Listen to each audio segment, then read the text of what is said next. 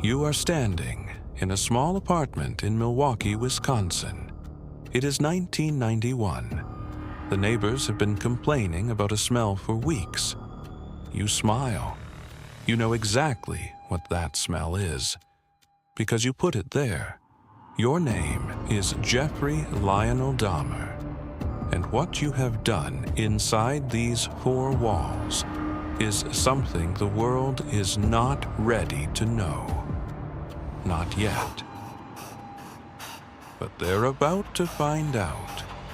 This is your story, told from the inside.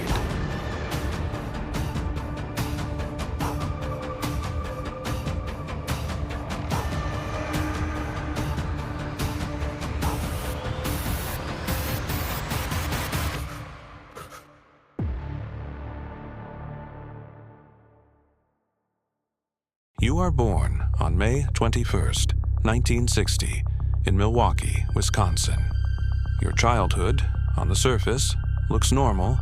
Your father, Lionel, is a chemistry student. Your mother, Joyce, is a teletype machine instructor. They are educated people, respectable people, but behind closed doors, the marriage is falling apart. Your mother suffers from severe depression and narcissistic personality disorder. She takes pills, too many pills.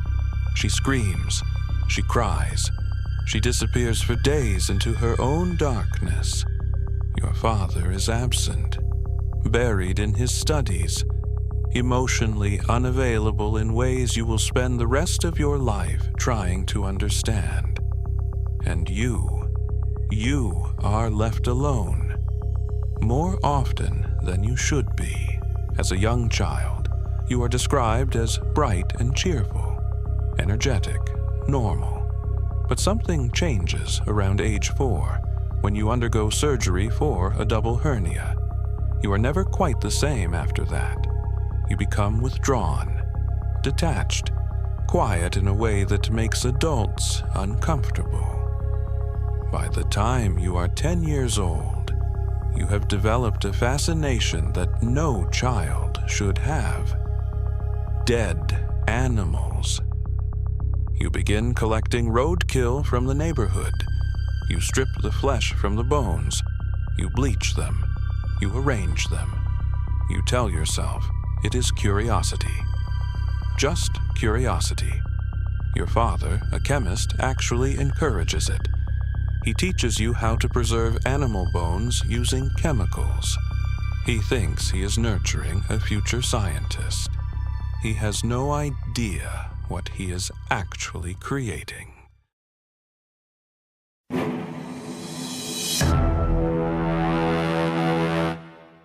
By high school, you are drinking, not casually, not at parties like your classmates.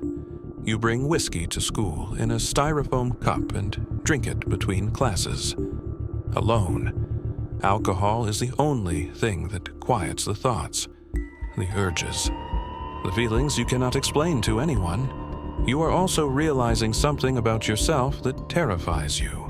You are attracted to men.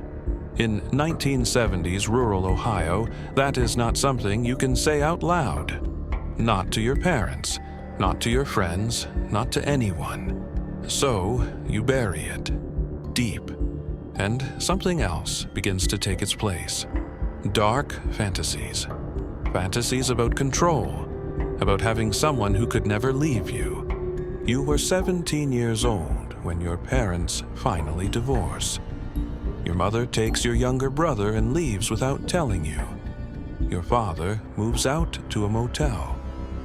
You come home one day to find the house completely empty. No note, no phone call, just silence. You are alone in that house for weeks, a teenager, completely abandoned. Nobody ever asks how you are doing. Nobody ever checks.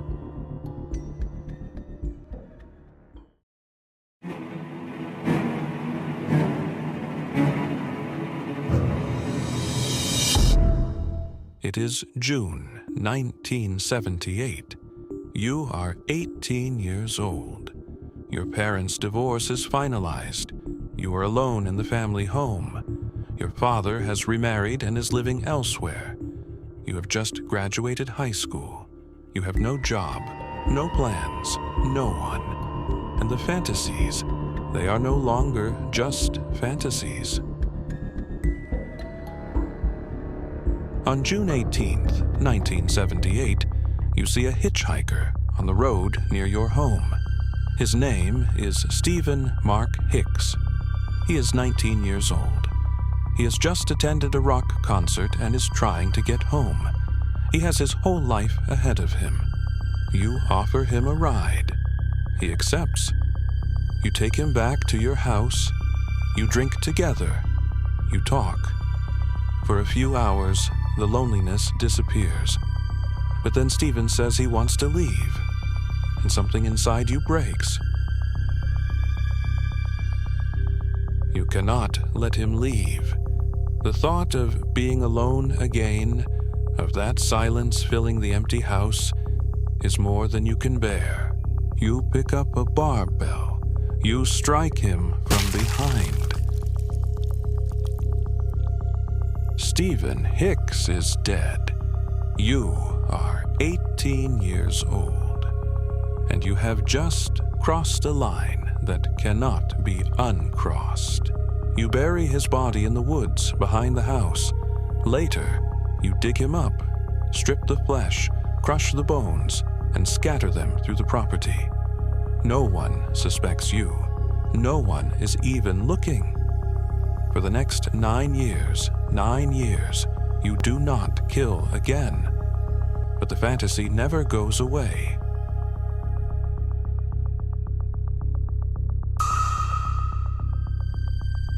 Your father pushes you to join the army. You enlist in December 1978. For a while, it works. Structure, discipline, purpose. But the drinking gets worse. Your supervisors report that you are intoxicated on duty. You are discharged in March 1981. You drift to Miami Beach. You work at a sandwich shop. You drink on the beach. Then your grandmother, Catherine, takes you in. You move to West Allis, Wisconsin. For a few years, you try. You genuinely try. But in 1986, you are arrested for exposing yourself to 2 boys near a river. You tell the judge you were just urinating. He believes you. He shouldn't have. In September 1987, you pick up a man named Stephen Twomey at a gay bar. You take him to a hotel room. You claim you wake up the next morning and he is dead, that you have no memory of killing him. Whether that is true or not, you know what to do next. You have done it before. You buy a large suitcase. You take his body back to your grandmother's basement, and just like that, it begins again. Over the next year, you kill 2 more men, both in your grandmother's home. Your grandmother notices strange smells, sounds at night. She asks you to move out. You find an apartment at 213 Oxford Avenue, Milwaukee. Apartment 213. The place the whole world will eventually come to know. Between 1989 and 1991, you kill 13 more men. 13, all of them young.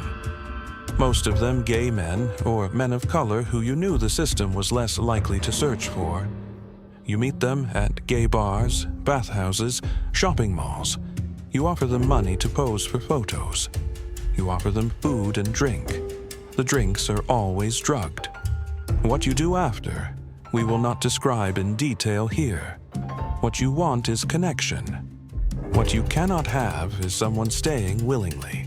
So you find other ways to make them stay. In May 1991, a 14-year-old boy named Konerak Synthesomphone escapes your apartment, barely conscious, and is found wandering the street naked. Neighbors call the police. 2 officers arrive. You tell them Konerak is your adult boyfriend, that he is just drunk.